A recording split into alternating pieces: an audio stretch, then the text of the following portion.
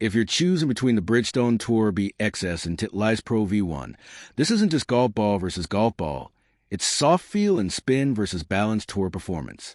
So which golf ball is actually better? Let's break it down. The Bridgestone Tour B XS is designed for players who want a softer feel with maximum greenside spin.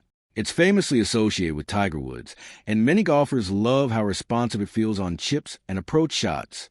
The ball compresses easily and gives a very soft sensation off wedges and putters, which some players prefer for touch shots.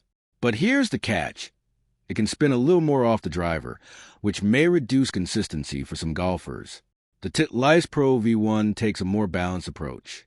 It delivers strong distance, controlled spin, and one of the most consistent overall performances in golf.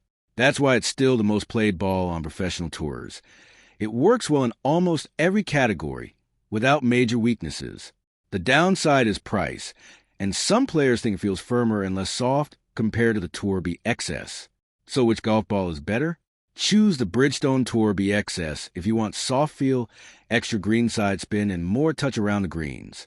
Choose the Pro V1 if you want the best all-around performance with consistent distance and control.